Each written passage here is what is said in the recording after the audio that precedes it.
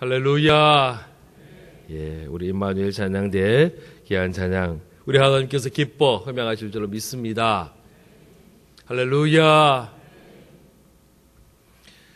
우리는 늘 다니엘을 생각할 때마다 어린 다니엘, 소년 다니엘 혹은 젊은 청년 다니엘을 생각을 합니다. 왜냐하면 그가 소년이었을 때에 바벨론으로 포로로 끌려왔기 때문입니다. 다니엘서 1장 4절에 보면요, 곧 흠이 없고 용모가 아름다우며 모든 지혜를 통찰하며 지식에 통달하며 학문에 익숙하여 왕궁에 설만한 손년을 데려오게 하였고 그들을 갈대아 사람의 학문과 언어를 가르치게 하였다라고 말씀하고 있습니다. 아마 이때의 나이가 한 15살 정도, 14살부터 한 16살 사이로 추정을 합니다. 한 15살 정도의 어린 소년이다라고 생각하면 될 것 같습니다. 젊다라기보다는 아직도 어린 나이의 다니엘이었습니다. 그런데요, 그 어린 나이의 다니엘이 그 중심에, 그 마음에 하나님이 분명히 있었습니다. 그래서 그는 왕의 음식과 포도주를 통하여 자기의 몸을 더럽히지 않겠노라 결단하고 다짐합니다. 그래서 이 왕의 음식을 먹지 않겠노라고 주장합니다. 아마도 그 음식이 우상에게 드려졌던 그런 제물이었던 것 같습니다. 그래서 자기는 그 음식으로 인해서 자기의 몸이 더럽히지 않아야 된다라고 이야기를 하였습니다. 저는 이것이 충성이라고 생각합니다. 다니엘은 하나님에 대하여 충성된 사람이었습니다. 온전히 하나님께 집중되었습니다. 비록 나이가 어렸지만은 그는 하나님을 알았고 하나님을 의지하였고 하나님 앞에 충성된 자였다라는 겁니다. 하나님 앞에 충성된 자로 인정받는 사람은요, 사람에게도 인정을 받는 거예요. 다니엘이 어린 소년의 나이로 포로로 끌려가서 그 바벨론의 왕 밑에서 일하게 되는데 인정을 받는 거예요. 시간이 많이 지났습니다. 그 많은 시간 속에 왕들도 바뀝니다. 다니엘은요, 4명의 왕을 섬깁니다. 바벨론의 느부갓네살 왕, 그리고 벨사살 왕을 섬겼습니다. 그리고 그 다음에 페르시아의, 성경은 바사라고 이야기하는데 이 페르시아 제국의 다리오 왕과 그리고 고레스 왕을 섬기는 그런 왕이 되었습니다. 신하가 되었습니다. 2개의 제국을 거쳐서 4명의 왕을 모셨다라는 거예요. 이처럼 인정받는 자로 세움을 받았습니다. 그러나 그럼에도 불구하고 여전히 다니엘은 진정한 왕이 그들이 아니라 하나님이었고 하나님 앞에 충성된 일꾼이었음을 우리가 알아야 합니다. 오늘 말씀은 이 다니엘의 나이가 80이 넘었을 때에 일어난 일입니다. 여전히 청년 다니엘이 아니고요, 이때의 나이는 80이 넘었은 나이입니다. 그럼에도 불구하고 다니엘은 여전히 인정을 받았습니다. 페르시아의 다리오 왕이 온 제국을 다스리기 위하여 120개의 지방의 신하들을 보내고 그들을 통하여 전국을 다스리게 합니다. 그리고 3명의 총리를 세워서 그 120명의 그 모든 신하들을 또 관리하게 만들었습니다. 그리고 그 3명의 총리 중에 최고의 총리를 다니엘로 세웠다라는 것입니다. 이런 높은 자리에 올라가면서 다니엘을 대적하는 자들이 생겨납니다. 다니엘의 충성을 시험하는 자가 생겼습니다. 이 충성은 왕에 대한 충성이 아니라 하나님에 대한 충성입니다. 바로 이것이 오늘 우리가 본문의 말씀을 읽었던 사건, 일명하여 사자굴 사건이다라고 할 수 있는 그런 내용이 펼쳐지게 됩니다. 오늘의 말씀은 이렇습니다. 다니엘이 다리오 왕의 인정을 받아서 총리에 올라갈 때에 시기하던 사람들이 다른 총리들과 함께, 다른 관직에 올라간 사람들과 함께 다니엘을 미워하기 시작합니다. 다니엘의 흠을 찾았습니다. 우리 옛말에요, 털어서 먼지 안 나는 사람 없다라는 말을 하잖아요. 이 말 앞에서 자유로울 만한 사람이 별로 없어요.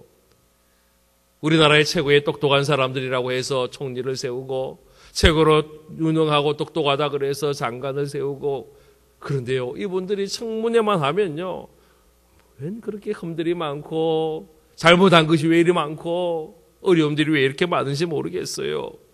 다 털어서 먼지 나지 않는 사람들이 없기 때문이 아닌가라는 그런 생각을 해봅니다.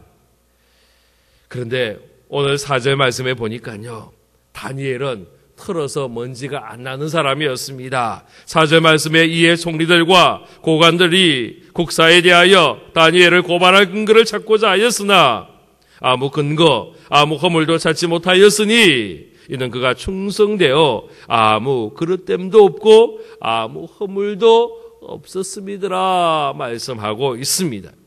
다니엘에게서 아무런 허물 찾지 못하는 거예요. 샅샅이 다 뒤졌는데, 다니엘의 모든 행적을 다 뒤졌는데, 그 15살에 바벨론에 와서 80살이 넘도록 그 땅에 있으면서 아무런 허물을 찾지 못했다라는 거예요. 그래서 마침내 사람들이 꾀를 내었습니다. 왕 앞에 찾아갑니다. 왕이 권위를 세워야 되는데, 왕이 백성들을 다스리고 통치하기 위하여 왕에게 집중이 되어야 하기 때문에 앞으로 한 달 동안 왕 외에는 어떤 사람에게도 가서 구하면 안 되고, 심지어 어떤 신에게도 가서 기도해도 안 된다. 이것을 법으로 정하고 무조건 왕 옆에만 가서 우리가 다 한번 한 달 동안 구해봅시다. 이것이 사람들이 왕에게 요구한 내용이었습니다. 왕이 들어보니까요, 기가 솔깃하단 말이에요. 모든 사람들이, 자기의 모든 그 백성들이, 사실은 이렇게 120개의 지방으로 나누고 120명의 신하들을 파송을 하고 총리들을 세웠던 이유가 뭡니까? 그 모든 그 권력들을 자기에게 집중하기 위해서다라는 거예요. 그런데 신하들이 와가지고는 다 와가지고 왕이 최고입니다. 우리가 왕 옆에만 구해야 됩니다. 우리의 모든 염려, 근심 다 왕 앞에만 기도해야 됩니다. 그러니까요, 기가 솔깃했단 말이에요. 그래서 도장을 찍어줍니다. 한 달 동안 왕 외에 어떤 신에게든지 어떤 사람에게든지 구하면, 기도하면 그 사람은 사자고리에 집어넣는다.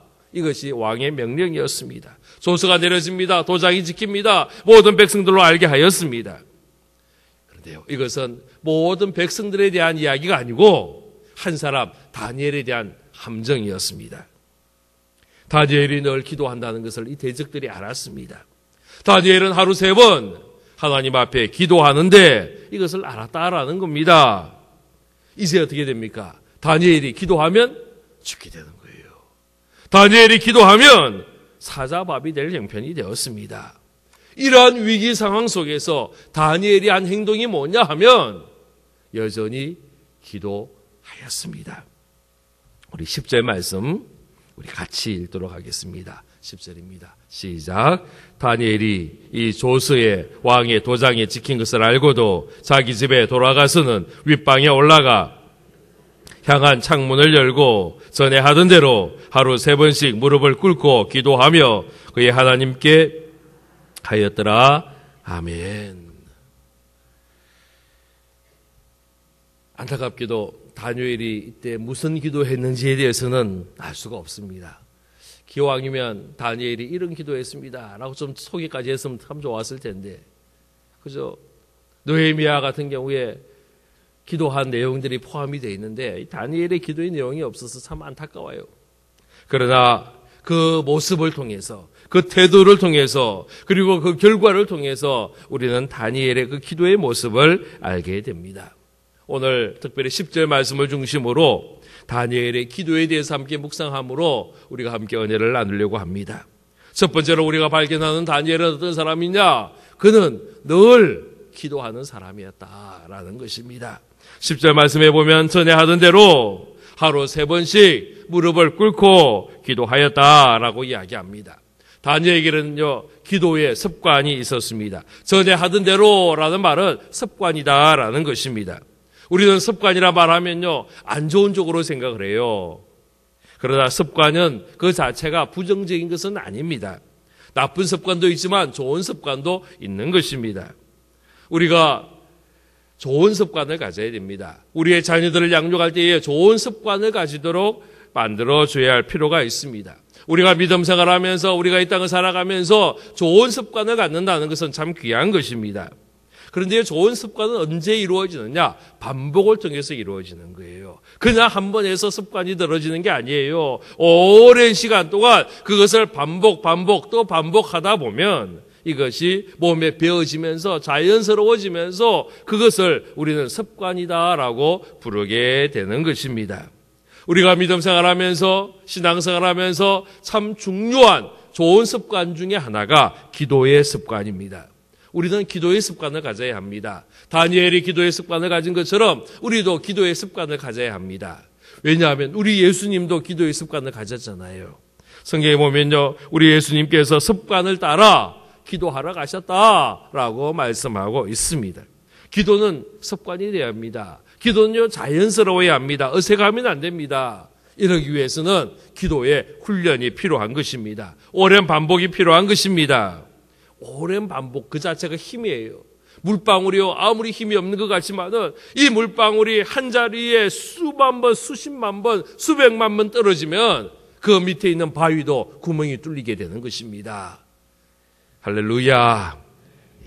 우리가 하나님 앞에 기도하는 자의 모습으로, 기도의 습관을 갖춘 자로 하나님 앞에 기도의 사람으로 서게 될 때에 우리는 능력 있는 신앙생활을 하게 되는 것입니다. 다니엘은 늘 기도하였습니다. 전에 하던 대로라고 이야기합니다. 그는 언제나 기도하는 사람이었습니다. 사랑하는 우리 모든 성도들이 이러한 기도의 습관을 가질 수 있기를 주의 이름으로 축원합니다. 새벽 기도 쉽지 않아요. 아침에 일찍 일어나는 것 힘든 일입니다.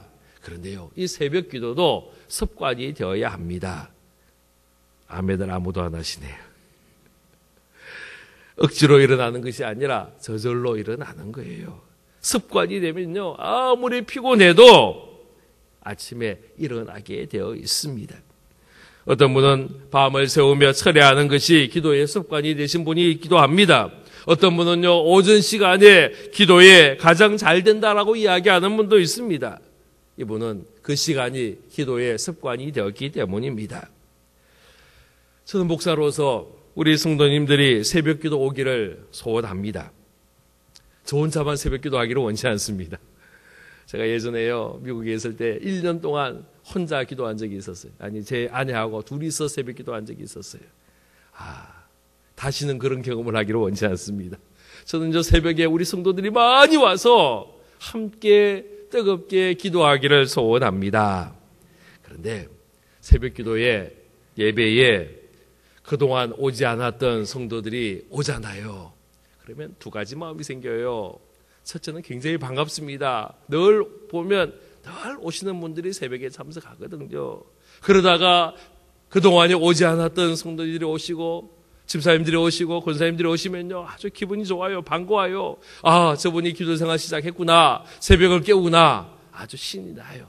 제가 새벽에 설교하다가요, 갑자기 톤이 막 올라가기도 하고요. 그럽니다. 그런데 또 한 가지는 불안한 마음도 생겨요. 아니, 그동안 기도 안 하시다가 기도거리가 생겼나? 들어오는 순간에 얼굴을 마주치는 순간이에요. 어떨 때는 가슴이 철렁 내려앉기도 해요. 어떤 때는요, 이분이 기도하다가 예배 시간이에요, 막 눈물도 퍽퍽 흘리고요, 울고 그러면요, 그냥 심장이 내려앉는 듯한 느낌을 받을 때도 있어요. 왜 그렇습니까? 문제가 있기 때문에, 기도가 생겼기 때문에 새벽을 깨우면 나오는 거예요. 여러분, 가끔 나오시면 목사의 마음을 불안하게 합니다. 아예 계속 오시면 전혀 불안하지 않습니다. 오실 때마다 반가운 마음이 있습니다. 기도의 습관이 생겨나기를 바랍니다. 기도의 습관이 생기면 놀라운 일이 생겨나는 것입니다. 기도의 습관이 생기려면 계속 기도해야 합니다. 기도의 시간이 정해져야 합니다. 사도행전 3장에 보면 베드로와 요한이 제9시 기도 시간에 기도하기 위하여 성전 비문을 올라갔다라고 이야기합니다. 우리 예수님은요, 새벽 5일의 미명에 아직도 밝기 전에 기도하러 한적한 곳을 찾았다라고 말씀하고 있습니다. 우리에게도 정해진 기도 시간이 있어야 합니다. 다니엘은 하루 3번 기도의 시간이 있었습니다. 이 시간에 무릎을 꿇고 기도하였습니다. 다니엘에게 있어서는 이 기도의 시간이 가장 중요한 시간이었습니다. 심지어 지금 목숨의 위기 속에 있음을 알면도 불구하고 그는 기도하는 거예요. 기도하면 죽이겠다라고 이야기하는데 그 죽음이 엄습해오는 그 순간에 다니엘은 기도하더라는 것입니다. 왜 그렇습니까? 다니엘에게 기도가 가장 중요하기 때문입니다. 기도가 가장 소중하기 때문입니다. 기도가 그의 생명보다 더 귀하기 때문입니다. 여러분, 이 기도가 여러분에게도 거룩한 습관이 되기를 주의 이름으로 축원합니다. 내 기도하는 그 시간, 그때가 가장 즐겁다. 이 세상 근심 걱정에 얽매인 나를 부르사 내 진정 소원 주 앞에 낱낱이 바로 아래요. 금보랭 당해 슬플 때 나 위로 받게 하시네. 할렐루야. 내 기도하는 시간, 그 시간이 가장 즐거운 시간이고 내 기도하는 시간, 그 시간이 가장 귀한 시간임을 우리 모두가 고백할 수 있기를 바랍니다. 두 번째로요, 다니엘의 기도는 어떤 기도냐? 멈추지 않는 기도였어요. 지금 법이 내려졌습니다. 누구든지 왕 외에 다른 곳에 절하면, 기도하면 죽이겠다, 사자골에 넣겠다. 이것이 지금 내려온 법입니다. 그런데요, 이 법은 영구한 법이 아니고 한시적인 법이었어요. 보면 30일 동안, 한 달 동안 지금 이 일을 하겠다라는 거예요. 한 달 동안은 왕에게만 구하고 이 한 달 동안은 왕에게만 기도해라. 다른 모든 사람, 모든 신에게 구하지 말고 왕에게 기도하라. 이것이 그 지금 왕이 도장을 찍은 그 조서에 있는 내용입니다. 이 말은요, 달리 이야기하면 한 달 동안만 기도 안 하면 목숨 살 수 있다라는 이야기도 됩니다. 한 달 동안 숨어서 기도하든지 몰래 기도하면 지나갈 수도 있는 내용이었습니다. 그런데요, 다니엘이 그렇게 하지 않았다라는 거예요. 다니엘은 기도를 멈추지 않았습니다. 심지어 다니엘은 숨어서 몰래 기도하지도 않았습니다. 그는요, 아예 자기를 보라는 듯이 창을 활짝 열고 밖에서 자기가 기도하는 모습을 볼 수 있도록 창을 열고는 하나님 앞에 기도하더라는 거예요. 왜 다니엘이 지금 한 달만 참으면 되는데, 한 달만 몰래 해도 되는데 왜 이렇게 계속해서 기도하느냐? 기도가 쉬는 것이 다니엘에게 죄다라는 것을 알았기 때문입니다. 사무엘상 12장 23절에 보면 나는 너희를 위하여 기도하는 길을 쉬는 죄를 여호와 앞에 결단코 범하지 아니하고 선하고 의로운 길로 너희를 가르치겠다라고 말씀합니다. 여호수아의 사무엘이 고백하기를 기도를 쉬는 것이 죄다라고 이야기를 하였습니다. 기도는 멈추면 안 됩니다. 왜냐하면 기도가 우리 영혼의 호흡이기 때문입니다. 우리의 육체가 숨을 쉬지 않고 살 수가 없습니다. 여러분 한 5분만 숨을 쉬어 보십시오. 참아 보십시오. 그럼 어떻게 됩니까? 견디지 못하는 거죠. 죽을지도 몰라요.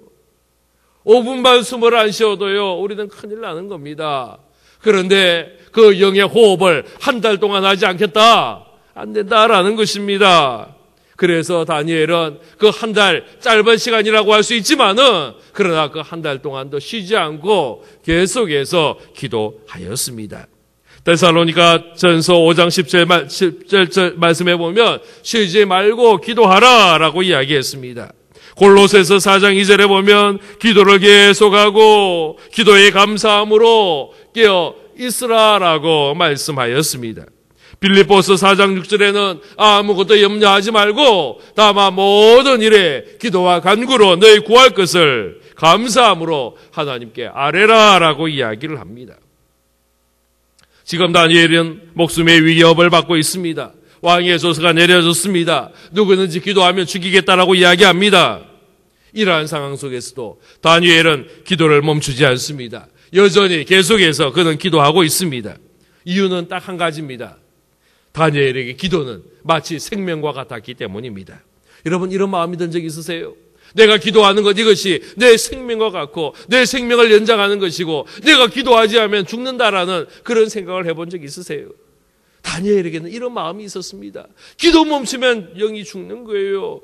우리가 숨쉬지 않으면 우리의 육체가 죽는 것처럼 기도하지 않으면 내 영이 죽는다라는 그 죽음을 바라보면서 그는 기도를 멈추지 않았다라는 겁니다.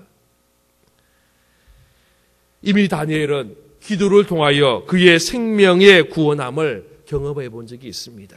그의 생명의 위기 속에서 그는 기도함을 통하여 살아난 경험을 하였습니다. 다니엘서 2장 18절 말씀에 보면요, 하늘에 계신 하나님이 이 엄밀한 일에 대하여 불쌍히 여기사 다니엘과 친구들이 바벨론의 다른 지혜자들과 함께 죽임을 당하지 않게 하시기를 그들로 하여금 구하게 하시니라 라고 말씀합니다. 이 말씀이 언제 일어났느냐 하면 느부갓네살 왕 때에 왕이 하루는 꿈을 꿉니다. 근데 아침에 일어나서 꿈이 잘 생각이 안 났는지 아니면 그 꿈이 너무나도 신기했는지 자기의 신하들을 불러 모읍니다. 그 나라의 그 당시에 모든 박수, 무당, 모든 사람들, 술객들 다 불러 모읍니다. 점쟁이들까지 다 불러 모읍니다. 그리고는요, 내가 어젯밤 꿈을 꿨는데 그러면서 자기 꿈 이야기는 안 하는 거예요. 내가 무슨 꿈 꿨다는 이야기를 안 하는 거예요. 내가 꿈을 꿨는데 이 꿈에 대해서 해석을 해라. 나에게 꿈이 어떤 꿈인지도 이야기하고 그 꿈을 해석해라. 아니, 사람들이 왕이요, 그 꿈에 대해서 이야기를 해주셔야만이 우리가 해석하지 않습니까? 아니라는 거예요. 너희들이 내 꿈도 알아맞추고, 내가 다른 사람 꿈을 어떻게 알겠어요? 왕이요, 자기가 꿨는데 그 꿈을 다른 사람 보고 내 꿈에 대해서 알아맞추라는 거예요. 그리고는 그 꿈의 해석도 하라. 그렇게 명령을 했습니다. 이 꿈을 알아맞추지 못하면, 이 해석하지 않으면 다 죽이겠다라고 이야기하였습니다. 그런데 그 대상 가운데 다니엘도 포함이 되어 있었다는 거예요. 다니엘도 지금 꿈을 알아맞추지 못하면 죽게 되는 그런 생명의 위기 속에 다니엘이 기도합니다. 친구들과 함께 기도합니다. 사람들을 모아서 기도를 부탁합니다. 지금 목숨의 위기 속에서 하나님이 건져주십시오. 기도하는 모습들이 있더라는 겁니다. 이미 다니엘은요, 기도의 능력을 경험했습니다. 그가 하나님 앞에 기도하고 부르짖음을 통하여 그의 생명의 구원함을 알게 되었습니다. 하나님이 그에게 지혜를 주셨고 그 꿈을 알게 하셨고 그 꿈을 해석하게 만들어 주시더라는 것입니다. 그렇습니다. 기도는요, 우리의 생명을 구원합니다. 기도할 때에 하늘의 능력이 임함을 우리가 믿으시기를 바랍니다. 이것을 다니엘이 경험하였기에 지금 사자굴의 위협 앞에서도 다니엘은 담대히 기도할 수 있는 거예요. 이미 예전에 그 생명의 위협 앞에서 하나님 앞에 기도함을 통하여 건진받은 경험이 있기에 지금도 사자굴의 위협이 있지만은 그는 그 사자굴의 위험 때문에 기도를 멈추는 것이 아니라 도리어 생명을 구원하기를 사모하며 기도하는 모습이 되었다라는 겁니다. 분명히 원수들의 함정이 있는 것을 알았습니다. 기도하면 죽게 되는 것도 압니다. 기도하면 사자굴에 들어가는 것도 압니다. 기도하면 다니엘이 불리해지는 것도 압니다. 그러나 다니엘은 지금 나의 기도를 받으신 하나님의 능력이 훨씬 더 크다는 것을 그가 알기에 하나님 앞에 기도하인 줄로 믿으시기를 바랍니다. 기도를 계속한다는 의미가 이것입니다. 쉬지 않고 기도할 때에 우리는 하나님의 손길을 경험하게 됩니다. 멈추지 않는 기도를 하게 될 때에 우리는 온전히 하나님을 의지하게 되는 것입니다. 반대로요, 기도를 하지 않는다는 것, 기도를 쉰다는 것, 기도를 멈춘다는 것은 내가 하나님을 더 이상 의지하지 않겠다라는 것입니다. 하나님을 의지하지 않을 때에 우리는요, 마음에 염려와 근심이 가득 차게 되는 겁니다. 기도할 수 있는데 왜 걱정하십니까? 기도하면서 왜 염려하십니까? 할렐루야. 계속 노래를 부를까 그랬더니 반주가 안 나와가지고 우리 찬송 한번 같이 한번 합시다. 너무너무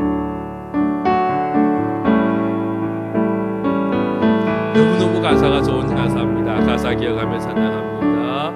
기도할 수 있는데 왜 걱정하십니까?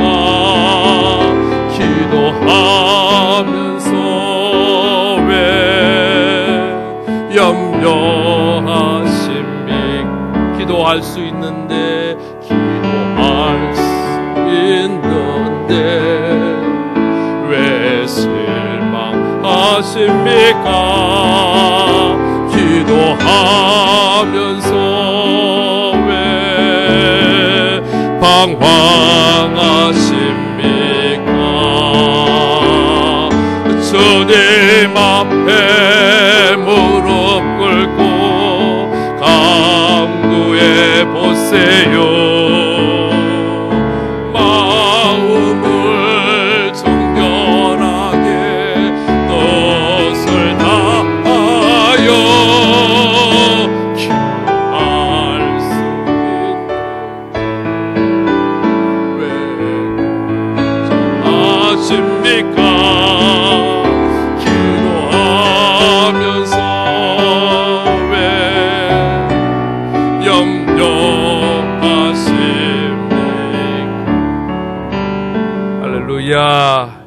그렇습니다. 하나님 우리에게 기도하라라고 이야기합니다. 기도하지 않으면 염려하게 됩니다. 기도하지 않으면 근심하게 됩니다. 우리가 기도할 때에 하나님이 우리의 모든 염려, 근심, 우리의 아픔, 우리의 질병, 우리의 고민, 우리의 모든 괴로움 다 물리쳐 주시고 승리하게 하시는 줄로 믿습니다. 세 번째로요, 다니엘의 기도는 어떤 기도냐? 감사의 기도를 드립니다. 우리 다시 10절 말씀 같이 읽겠습니다. 시작. 다니엘이 이 조서를 왕의 도장이 지킨 것을 알고도 자기 집에 돌아가서는 윗방에 올라가 예루살렘으로 향한 창문을 열고 전에 하던 대로 하루 3번씩 무릎을 꿇고 기도하며 그의 하나님께 감사하였더라. 조금 전에 말씀드렸지만은 다니엘의 기도의 내용은 우리가 알 수 없습니다. 그런데요, 10절 말씀을 통하여 몇 가지 힌트는 얻게 됩니다. 그 첫 번째 힌트가 뭐냐면 다니엘이 기도하는데 예루살렘을 향한 창문을 열고 기도했다라는 말씀이 나옵니다. 이 예루살렘은 어떤 곳이냐? 하나님의 성전이 있는 곳이에요. 지금 다니엘은 어디에 사느냐? 예루살렘에 사는 것이 아니고 이스라엘 땅에 사는 것도 아니고 바벨론 땅, 페르시아 땅에 살고 있습니다. 페르시아의 수산궁, 그 느헤미야가 있었던 그 수산궁에서 예루살렘까지의 거리가 어느 정도냐 하면 약 3,600km 정도가 됩니다. 굉장히 먼 거리죠. 3,600이면 얼마나 멀어요. 그 당시에 상인들이 걸어서 이동을 하는 거리가 하루에 30km 정도를 이동을 했다라고 이야기를 해요. 하루에 30km 정도 이동하면 3,600km를 이동하려면은 약 120일, 30km씩 계속해서 이동을 해도 120일, 넉 달 이상이 걸리는 그런 먼 거리였습니다. 다니엘은 그 먼 거리에서 그 예루살렘을 향하여 성전이 있는 그곳을 향하여 성전을 바라보며 기도하였다라는 거예요. 왜 성전을 향하여 기도하느냐 하면 이사야서 2장 3절 말씀에 보면 그 답이 나옵니다. 많은 백성이 가며 이르기를 오라 우리가 여호와의 산에 오르며 야곱의 하나님의 전에 이르자. 그가 그의 길을 우리에게 가르치실 것이라 우리가 그 길로 행하리라 하리니 이는 율법이 시온에서부터 나올 것이요 여호와의 말씀이 예루살렘에서부터 나올 것임이니라 말씀합니다. 다니엘이 이것을 기억하는 거예요.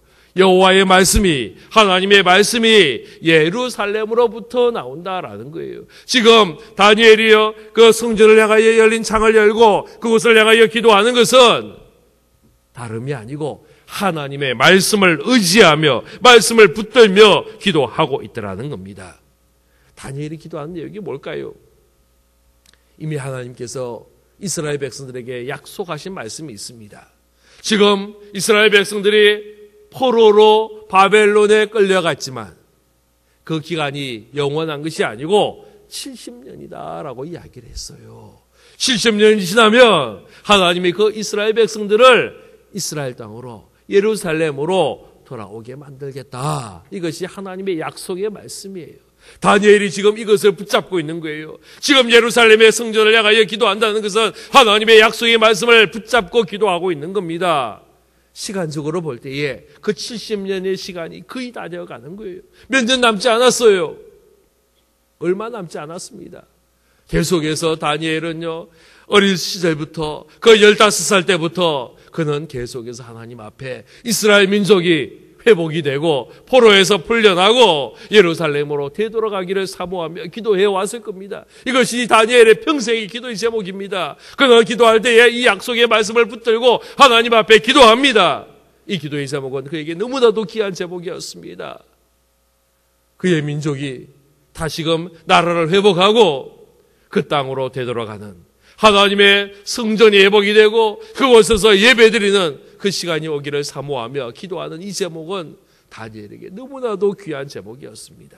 그래서 그는 약속의 말씀을 붙들고 기도하고 있더라는 것입니다.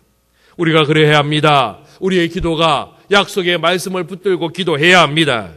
말씀을 붙들고 기도하는 기도가 능력의 기도인 줄로 믿으시기를 바랍니다.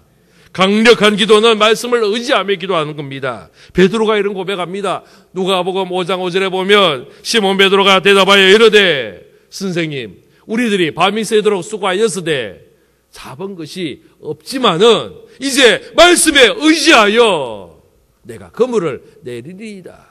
할렐루야. 말씀에 의지하여 나아갈 때에 하나님께서 능력으로 채워주시다라는 거예요. 우리가 기도할 때 이 말씀을 붙들고 기도하는 거예요. 하나님의 약속의 말씀을 붙들고 기도합니다. 그때에 하나님은 그 약속의 말씀을 성취하시고 이루어 주시고 우리에게 응답하시는 좋으신 하나님인 줄로 믿으시기를 바랍니다. 그래서 분명히 다니엘도 이 약속의 말씀 붙들고 기도하고 있는 거예요. 그리고 그 다음에 또 다니엘이 무슨 기도했느냐 하면요, 감사의 기도를 하는 거예요. 사실은 지금 감사가 나올 형편이 아니잖아요. 지금 상황이 감사의 상황 아니에요. 다니엘이 지금 죽게 되었어요.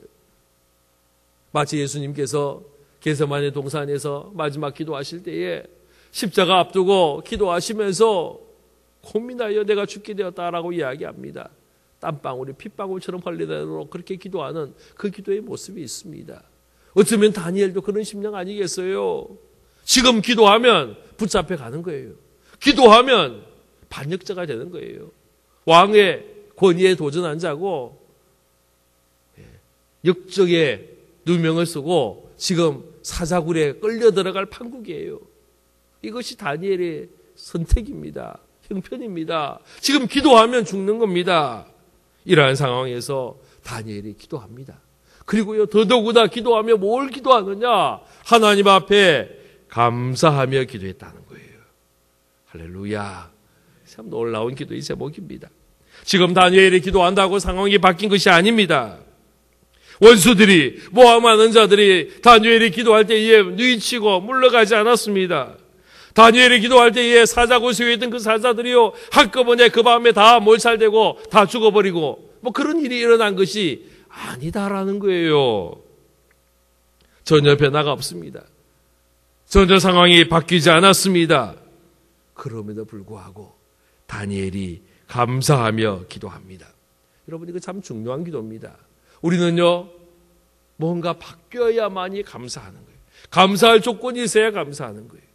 그러나 다니엘의 기도는 그렇지 않았습니다. 지금 감사의 조건이 없는데, 상황이 변하지 않았는데, 바뀐 것이 하나도 없는데, 다니엘은요, 먼저 하나님 앞에 감사하더라는 것입니다. 할렐루야.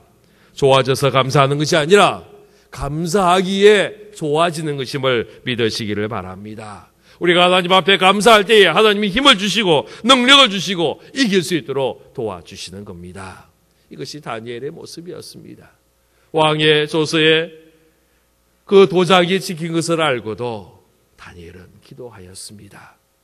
우리가 가장 귀한 것, 우리가 선택할 가장 최고의 것, 가장 우선순위에 있는 것, 바로 기도다라는 것을 기억하면서 우리도 하나님 앞에 기도하고 구함을 통하여 주의 은혜를 경험하는 우리 모습이 되기를 바랍니다.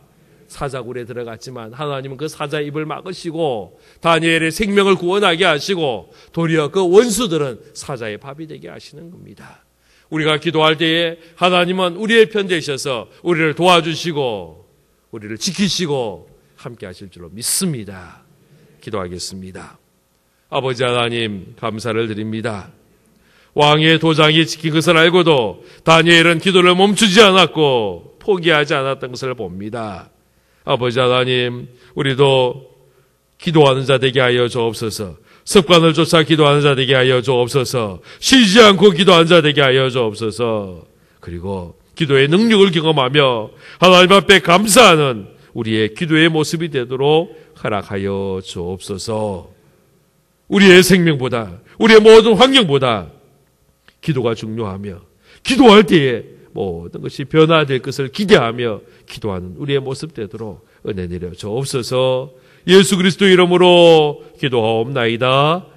아멘.